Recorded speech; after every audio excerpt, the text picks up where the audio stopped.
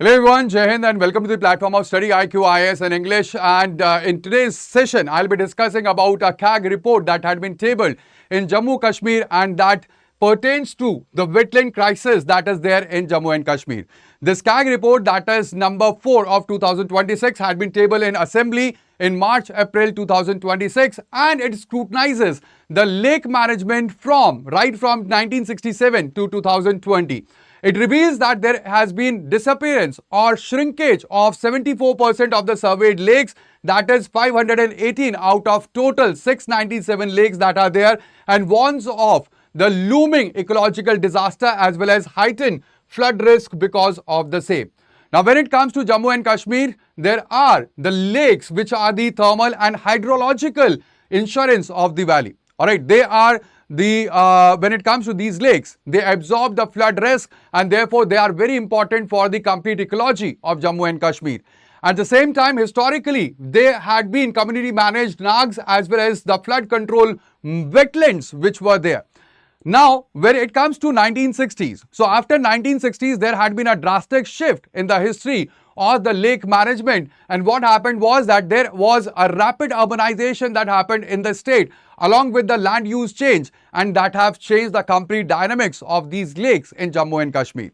Now, in the 2014, the floods came, and the report, it specifically says that these floods were actually because of these lakes, because these lakes are getting shrink and ultimately they are not acting as a barrier against these urban flooding. All right.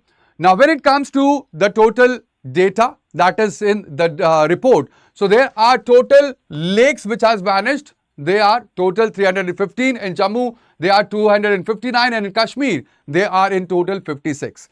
At the same time, the water area deficit that has resulted is 2,851.26 hectares since 1967, and there are invisible 7, that is the lakes which have completely disappeared or they have totally ceased to exist, like the lake that is Rakh-e-Arth. Alright, at the same time, 99% of the funds they had been spent in the state for only conserving the 1% of the lakes, that is the 6 major ones. Most of the funds had been utilized for conservation of these only 6 of the major lakes. Now, when it comes to the concern, it has an environmental concern because the disruption of the carbon and nutrient cycle in the Himalayan ecosystem will have a longer term ecological imprints in the complete Himalayan region or in Jammu Kashmir. There will be an impact on the Central Asian flyway as well, because we know that when it comes to birds, there are migratory birds that comes to India, and this will result into loss of habitat to about 1.3 million birds. There is also the concern of the soil degradation, because ultimately this will lead to rising of the pH, and also the electrical conductivity will be more in the disturbed marshes, and there will be glacial lake outburst flood as well, because the risk will be more in the high altitude zone because of the shrinking of these lakes in the Jammu Kashmir region. Now, at the same time, it does not only have the environmental concerns but also the economic concerns, because when it comes to the Jammu Kashmir region, it is important to note that it is based on, the economy is based on majorly on tourism, and there will be a decline of more than 10,000 crore tourism sector due to the aesthetic decay that will be there. At the same time, the collapse of fisheries and the traditional lotus stem or nadru cultivation will also impact economy of Jammu and Kashmir, and there will be macroeconomic cost of the flood-induced infrastructure damage as well. At the same time, there would be opportunity cost where underutilized potential of the blue economy is a major factor that we are seeing in Jammu and Kashmir because of the shrinking of these lakes. Now, in the past, what used to happen in Jammu and Kashmir was that the natural flood resilient valley was there. The complete Jammu and Kashmir valley was flood resilient because of the lakes, because the ancestors which were there in Jammu and Kashmir, they understood the values of this lake, and there was wise use traditions that were there. At the same time, at the present, there is accelerating recession of the water area because of the construction, because of various factors, and that is resulting into invisible lakes and also increased siltation that is happening in these lakes. At the same time, in the future, we will see that there will be risk of acute water scarcity along with the GLOF, that is glacial linked, outburst flood that will be there. The floods will be there, the combinations will increase by 2030, and ultimately adopting the Chilka model is what is required for integrating the restoration work of these all lakes which are there. At the same time, this complete topic, lakes and the lake conservation, that relates to Ramsar Convention. Now, it is very important topic for your upcoming prelims because the Ramsar Convention, it is for the conservation of the wetlands of international importance. This was adopted on 2nd February 1971, and 2nd February is all throughout, it is celebrated or observed as World Wetlands Day. At the same time, this treaty or convention came into effect from 1975. It is an intergovernmental treaty. Please remember that this is not a UN treaty. Alright, it is not a UN treaty, although it works closely with the UN agencies. Alright, but it is not a UN treaty.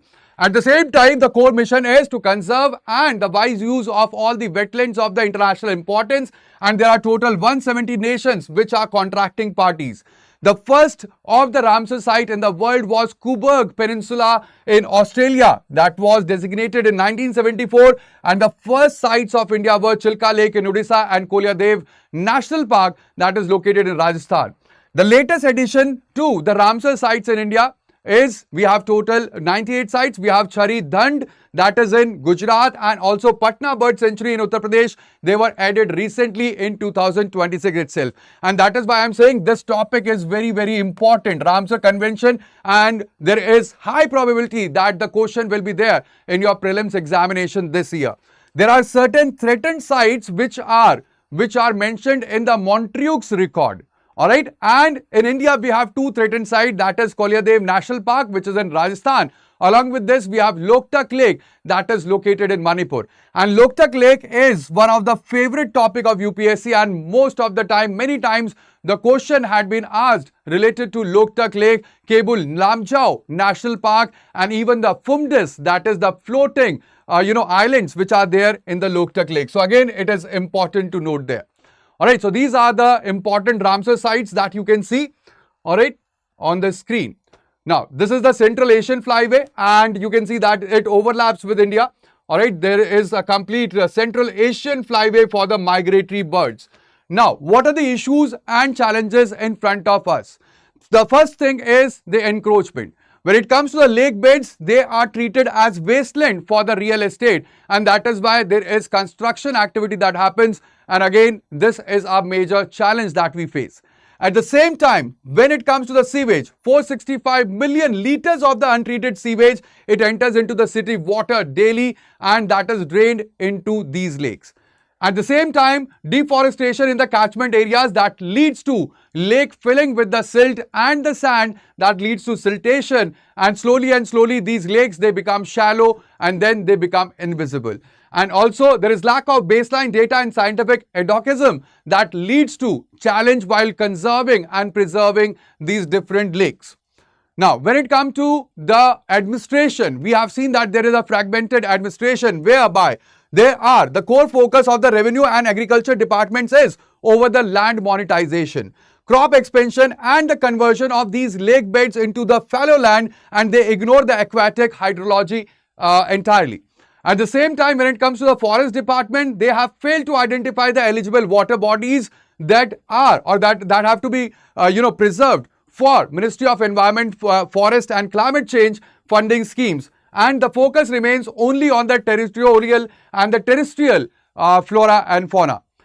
And the Housing and Tourism Department, they treat the active lakes. Like for example, we have Dal Lake. Again, Dal Lake is facing a very severe threat because of the anthropogenic causes. So, they just treat the lakes merely as commercial tourist assets, and that leads to unchecked sewage discharge in these different lakes. And that is why there are lots of lakes which are disappearing so fast in the region. So that would be all in this video, but at the same time, if you are preparing for the UPSC for 2027 or 28, then we have launched the course on 7th of April, and you can enroll into these courses. This is the resolution batch for English, and the same batch is available for bilingual language as well, and for the Hindi language as well.